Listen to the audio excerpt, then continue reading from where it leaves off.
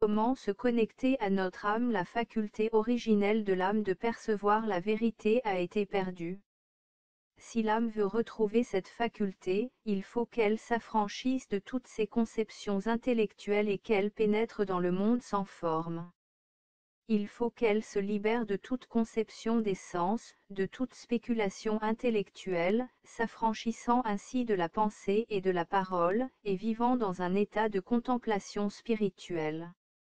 Si l'âme rejette loin d'elle toutes ces barrières, et rentre dans cet état d'où elle prit son origine dans l'Éternel, elle pourra, alors, voir l'Éternel et le comprendre.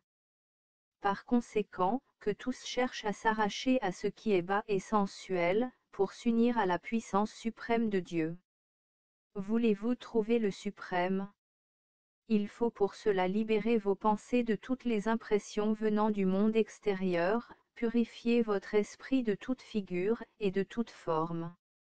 Si l'âme poursuit son progrès sur le sentier de la perfection, si elle commence à entrevoir un état d'existence plus élevé, si elle découvre la source de vie éternelle au-dedans d'elle-même, de sorte qu'elle n'a plus besoin de chercher les choses extérieures, trouvant tout ce qu'elle désire dans l'élément divin au-dedans d'elle, si elle parvient à comprendre que ce Dieu au-dedans d'elle est toute sa vie, tout son être, et qu'il faut qu'elle fuit le royaume des illusions, pour vivre et exister en lui, le moment viendra où elle pourra le voir, et se voir elle-même comme un être éthéré, illuminé par une lumière supraterrestre. Elle verra comme la lumière divine elle-même, tel un Dieu. Toutefois, dans cet état il n'y a ni voyant, ni objet de la perception, il n'y a que la perception elle-même, et ce qu'elle perçoit, c'est l'âme, en s'identifiant avec l'objet de sa perception, et cet état est par conséquent, quelque chose au-delà de la compréhension intellectuelle humaine. Elle sait, alors, que pendant son union avec l'Éternel, elle était elle-même l'Éternel, et qu'il n'y a pas de différence entre elle et lui. Il ne faut pas croire que l'âme qui pénètre dans cet état sublime, où il n'y a ni forme, ni image, entre dans quoi que ce soit qui ressemble à une illusion. Il faut que l'âme s'habitue progressivement à la lumière jusqu'à ce que se développe le pouvoir de la pensée spirituelle, et que celle-ci étant toujours dirigée vers la lumière divine, s'unisse enfin à elle. Ce n'est que dans le silence, lorsque toutes les pensées et tous les désirs sont au repos, que les harmonies divines pénètrent jusqu'à l'oreille interne. Dirige toutes tes forces à nourrir la tendre plante de la vertu qui fleurit dans ton cœur.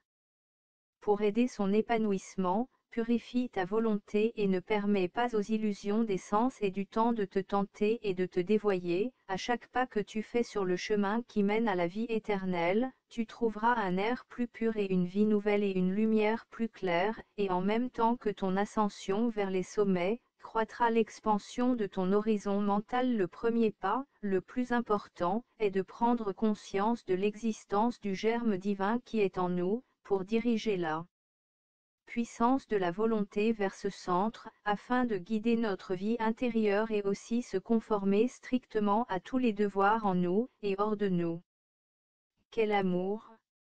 Une puissance universelle qui provient du contre d'où l'univers s'est développé. Dans les 4 éléments et le règne minéral, cela fonctionne à la manière de la force aveugle d'attraction.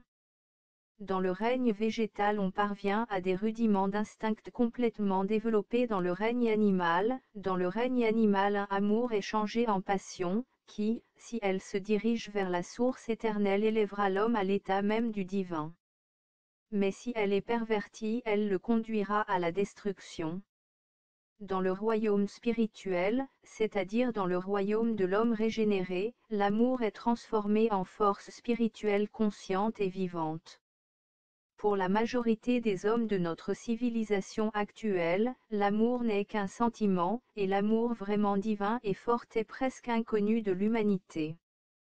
Il est impossible à quiconque de savoir ce qu'est un amour spirituel et divin sauf pour celui qui a atteint ce niveau. Celui qui l'a atteint sait que c'est une force pénétrante qui naît du fond du cœur, qui pénètre dans le cœur de la personne aimée, appelant à la vie les germes d'amour qui y sont contenus.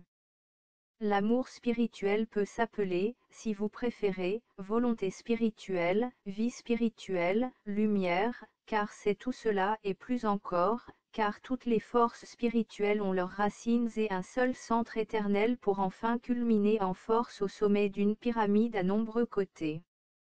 Sans cette lumière divine de l'amour, il est inutile d'essayer de pénétrer l'obscurité des mystères les plus profonds. Ceux qui n'étudient la nature qu'avec la seule lumière extérieure au sens n'iront pas plus loin que la cause. Ils demanderont en vain qu'on leur enseigne les mystères qu'on ne peut contempler qu'avec la lumière de l'esprit, car la lumière de l'esprit a éternellement brillé dans l'obscurité et l'obscurité ne le savait pas. Où pouvons-nous espérer rencontrer la lumière de l'esprit si ce n'est dans nos propres âmes? L'homme ne peut rien connaître qui n'existe déjà en lui.